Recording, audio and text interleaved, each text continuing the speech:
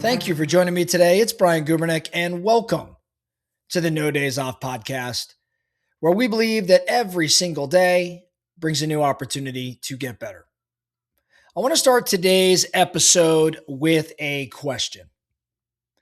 Assuming that you are a leader or you're running a team or whatever it may be, have you ever said something to your team, something to your people, something that you believe to be important? Maybe even something you've said multiple times before. And they look at you and they, maybe nod politely, act like, maybe they're listening. And then a couple weeks later, someone outside of your world, maybe it's an outside speaker, comes into your office and says the exact same thing that you had just said a couple weeks prior. And when your team hears it, they totally light up. They're taking notes. They're all fired up. They're acting like they've just discovered a cure to cancer or discovered electricity. And you're sitting there thinking, I've been saying this same thing for the past 3 years. If that's happened to you, well, good news. You're in a very, very large club.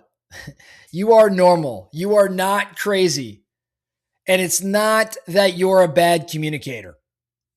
You, just like me, are having this experience because you're human, and so are the members of your team.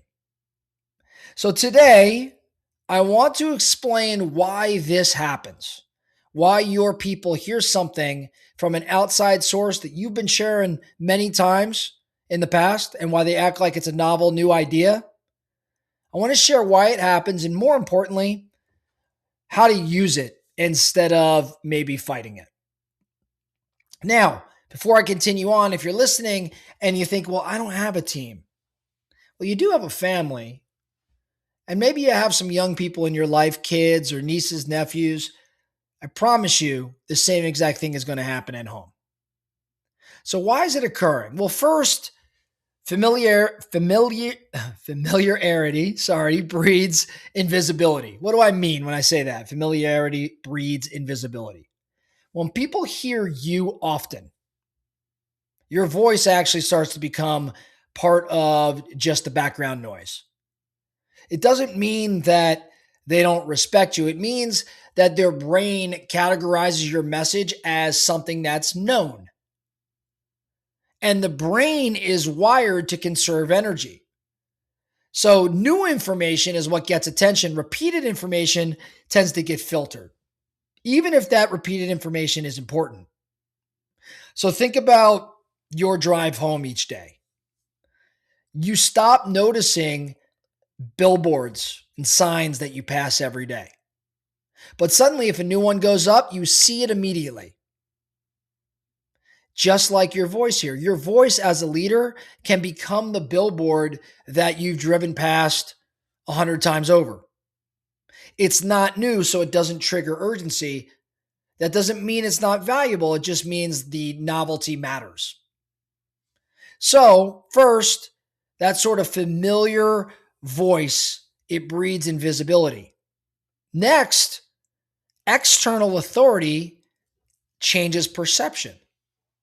See, there's something powerful about an outside voice. When someone from the outside says what you've been saying, it actually feels like validation. It creates this sort of psychological distance.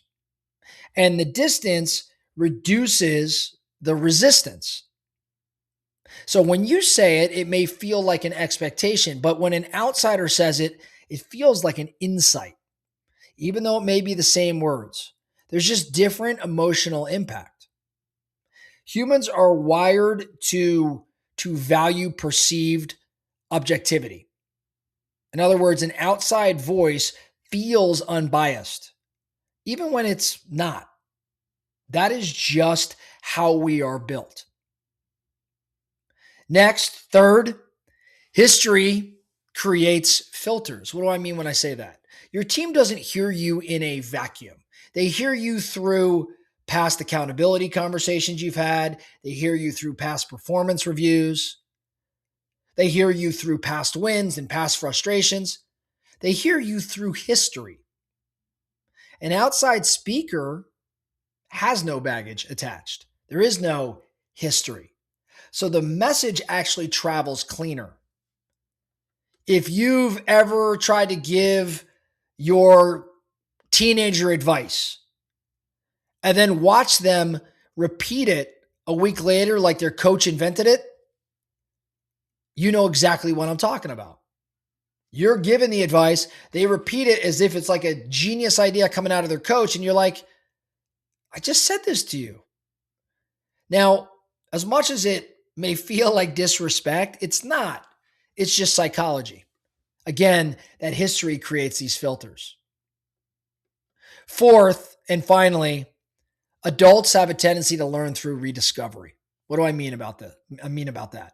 Most adults don't learn by being told. They learn when they feel like they discovered it. Ownership tends to create that sort of buy-in. So when someone else says what you've been saying, it often hits at the moment they're ready to receive it.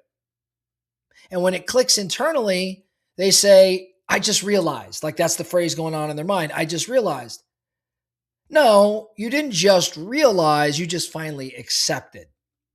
And that's different. And that difference matters. So given all this, here's where I think a lot of leaders go wrong. They get offended, they get frustrated, they maybe pull back, or actually worse than all of this, they stop repeating themselves. And I think that's a pretty big mistake, because culture isn't necessarily built on originality. It's built on consistency. You don't say something once, you say it until it shows up in behavior. So what should you in fact do if this is you? I think first you got to detach your ego from being the source. Your job is not to be credited. Your job is to get the message embedded into your team, no matter how it gets there. If your team executes on something because someone else reinforced it, guess what? You win as the business leader. So first, detach your ego from being the source. Second, orchestrate reinforcement. What do I mean? Bring in outside voices intentionally. Share books, send podcasts, invite speakers. Not because you're not capable of teaching it, but because layered messaging increases absorption of the message. I think the best leaders don't fight this phenomenon. Instead, they weaponize it. Third, in terms of what you should do, increase emotional clarity when you teach. What do I mean when I say that? If something matters, don't just explain the concept, explain the consequence. What happens if we don't do this?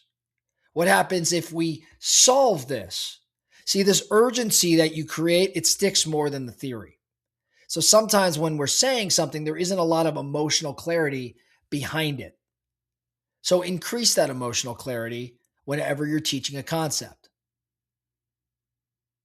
Lastly, in terms of things you can do, tie repetition to action. What do I mean? Don't just say the principle. Instead, ask, how will we apply this in the next 7 days?